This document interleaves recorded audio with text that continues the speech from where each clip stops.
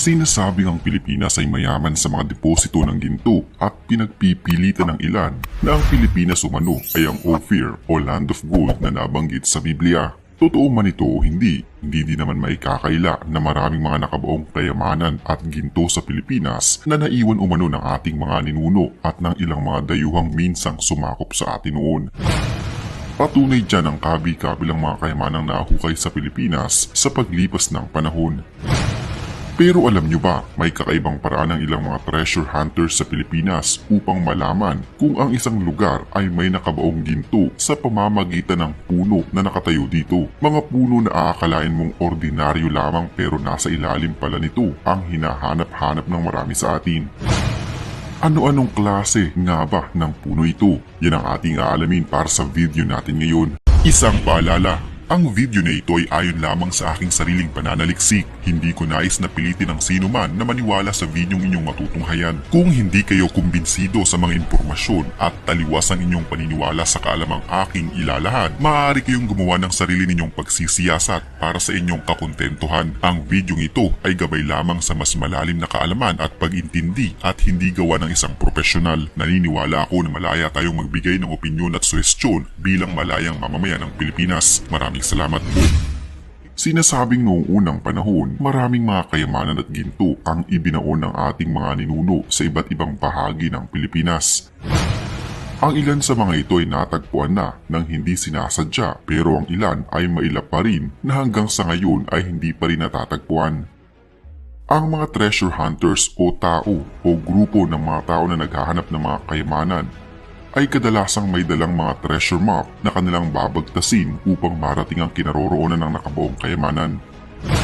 Subalit bukod sa mapa, meron din silang sinusunod na mga palatandaan o marker na kung saan may nakabaong kayamanan sa isang lugar gaya na lamang ng mga punong kahoy. Dito sa Pilipinas, ang ating mga ninuno ay naglagay din ng mga palatandaan sa mga puno kung saan sa ilalim nito ay may nakabaong kayamanan. Subalit ang mga palatandaan na inilagay nila sa mga punong kahoy na ito ay maaaring nasa pinakataas na dahil inilagay pa ang mga ito daang taon nang nakakalipas. Kadalasang naglalagay sila ng mga ukit, butas o palatandaan sa mga punong may nakabaon na kayamanan sa ilalim nito. Ang mga Hapon noong unang panahon sa Pilipinas ay naglalagay naman ng copper marker bilang palatandaan. Mga malalaking pako na gawa sa bakal ang madalas na kanilang ibinabaon sa mga punong kahoy upang gawing pananda. Ang bakal kasi ay inaasahang magtatagal at hindi agad mabawala kahit na lumipas man ang maraming taon. Ayon pa sa mga lumabas na ulat noon, ang dating Pangulong si Ferdinand Marcos Sr. ay maraming nalalaman tungkol sa mga klase ng palatandaan sa mga puno na may kayamanang nakabaon sa ilalim o malapit dito. Marami din naman siyang mga alam na lokasyon na may mga palatandaang puno kung saan may nakabaon ng mga kayamanan sa ilalim. Upang maiwasan ang kaguluhan, noong panahon ng kanyang administrasyon ay nag-utos siya na putulin ang maraming mga puno na alam niyang may nakabaong kayamanan o palatandaan upang maiwasan ang kaguluhan. Hindi umano niya nais na madiskubre ito ng ibang mga tao at maunahan pa siya sa paghukay sa mga ito. Hanggang ngayon ay marami pa din naman ng mga kayamanan ang nakabaon sa ating mga lupain at ang tanging mga palatandaan ay ang mga punong nakatayo dito nang nasa daang taon na ang tanda. Ang mga puno ng mangga at niyog. Noong panahon ng mga Hapon, marami silang ibinaong mga gold bars at mga treasure chests na puno ng kayamanan sa ilalim ng mga punong mangga at niyog. Nagbaon sila nito sa mga nabanggit na puno lalo na noong panahon na biglang pag-atake sa kanila ng mga Amerikano sa Pilipinas at hindi sila naging handa. Dahil sa kanilang kamamadali, inilibing nilang mga kayamanang kanilang nakuha sa ilalim ng mga puno ng niyog at mangga na malapit sa kanila. Sa kamamadali ay nasa 8 talampakan lamang ang lalim ng pagkakabaon ng ilan sa mga treasure chests na puno ng mamahaling hiyas, alahas at ginto. Kadalasan sa mga punong niyog at mangga na nakatanim sa mga bakawan at sa gilid ng mga burol, pati sa mga punong malapit sa mga ilog at lawa na kung saan madali lamang matuntun ang mga ito.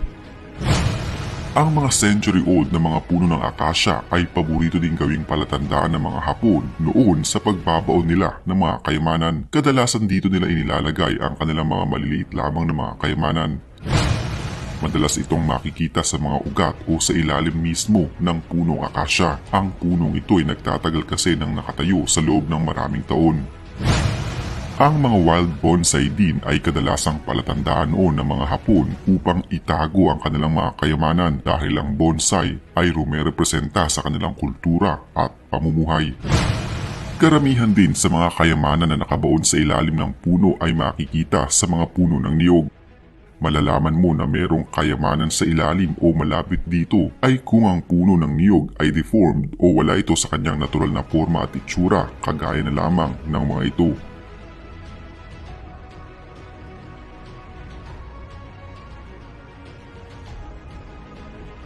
Madali kasi matandaan ang itsura o hugis ng puno ng niyog na kakaiba ang itsura. Karamihan din sa mga nakuhang kayamanang pinaniniwalaang parte ng Yamashita treasures ay nahukay o natagpuan sa ilalim o malapit sa mga century-old na mga puno ng mangga. Ang mga punong ito din kasi ay nagtatagal ng mahabang panahon at madali lamang mahanap noon para sa mga Hapon. Karaniwan ding ginagamit na palatandaan noon ng pine tree, lalo na ang mga matatandang klase nito. Matatagpuan ang mga punong ito sa malalamig na lugar sa Pilipinas gaya na lamang ng mga bundok at burol ng Cordillera na ngayon ay tinatayo na rin ng mga kabahayan. Bago pa man ito tayuan ng mga bahay at dumami ang mga tao, noong unang panahon ay nagkalat lamang ang mga pine tree sa lugar at ito pala madalas ang ginagawang palatandaan ng mga Hapon noon upang ibaon ang kanilang mga kayamanan. Isa din sa mga pinakamatibay at pinakamatigas na puno na matatagpuan sa Pilipinas ay ang Nara Tree na kinikilalang pambansang puno ng ating bansa. Bukod kasi sa tigas ng kahoy na ito, tumatagal din ang buhay nito sa mahabang panahon. Pati ang mga century-old na mga lomboy tree ay madalas na ginagawang palatandaan ng mga sinaunang tao noon sa Pilipinas upang pagtaguan ng kayamanan. Tumatagal din kasi ang buhay nito at hindi basta-basta nasisira ng mga sakuna. Madalas din na ang mga matatandang puno na maaaring tuyo na o patay na ay may kayamanang nakabaon sa ilalim o malapit dito. Lalo na kung ang mga ito ay namatay dahil sa labis na katandaan. Ang pagkamatay kasi nito dahil sa katandaan ay isang senyales na ang punong ito ay maaaring buhay na mahigit sa 100 taon na ang nakakalipas o noong panahon ng digmaan sa Pilipinas. Ang puno din ng balete ay madalas na gawing palatandaan ng mga tao sa Pilipinas upang pagtaguan ng kanilang mga ginto. Matagal kasi ang buhay ng punong ito at lumalaki ng sobra sa pagdaan ng maraming mga taon. Kahit ang century-old Tog Tree ay paborito ding pagtaguan ng mga Hapon ng kanilang mga kayamanan at ginto, kadalasang pinipili nila ang matatandang puno dahil alam nilang hindi ito basta-basta matutumba kahit na lumipas man ng maraming dekada.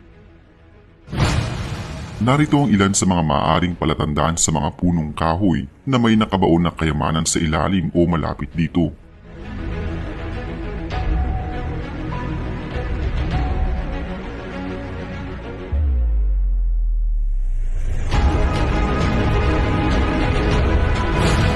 Kadalasan sa mga palatandaan na ito ay nasa parteng taas na ng mga puno dahil sa paglipas ng taon ay tumataas ang mga ito. Samantala, talakayin natin ang ilang sa mga senyales at magtuturo sa inyo kung may nakabaon na kayamanan sa inyong kapaligiran pero tanging nakakakita lang dito ay ang may ikatlong mata o third eye. Gintong inahing manok at mga sisiw. Isa sa mga ito ang palaging nagpapakita sa mga taong may malilinis na puso, lalo na sa mga bata. Kalimitan ito makikita sa silong ng bahay o dili kay sa kagubatan o kabundukan kung saan itinuturo nito kung saan nakabaon ang kayamanan. White Lady. Pag nakakita tayo ng White Lady ay agad natin itong kinatatakutan pero ang di natin alam, minsan nagpapahiwatig ito para ituro kung saan nakabaon ang kayamanan. Susundan mo lang ito at kung saan siya lumubog, doon ka maghuhukay. San Telmo. Isang San Telmo sa mga espiritong bolang apoy na lumulutang at kinatatakutan. Ngunit ito pala ang isa sa mga magtuturo sa iyo kung saan nakabaon ang mga kayamanang itinatago ng ating mga ninuno maging ng mga Hapon. Gintong usa at gintong toro. Ang mga hayop na ito na kulay ginto na tanging may third eye lamang ang makakita at may malinis na puso ang siyang nagtuturo kung saan ibinaon ang kayamanan. Nagbibigay ito ng mga senyales at pabalik-balik ito sa lugar kung saan nakabaon ang kayamanan kaya agad itong hukayin. Gintong ahas. Isa ang gintong ahas na nagtuturo kung saan nakabaon ang mga banga o baul ng kayamanan. Kinatatakutan ng mga matatanda noon ang paghukay sa mga kayamanan dahil sa kaakibat nitong sumpa at buwis buhay. Dahil sa mga nakabantay dito, iilan lamang yan sa mga kayamanang nakabaon at hindi pa kasama dyan ang kayamanan sa pusod ng dagat. 3 barkong puno ng ginto na umiikot sa dagat ng Samar at ang bulto-bultong mga bara ng ginto na nakabaon sa ilalim ng lupa ng bansang Maharlika na hanggang ngayon ay isa lamang kwentong bayan.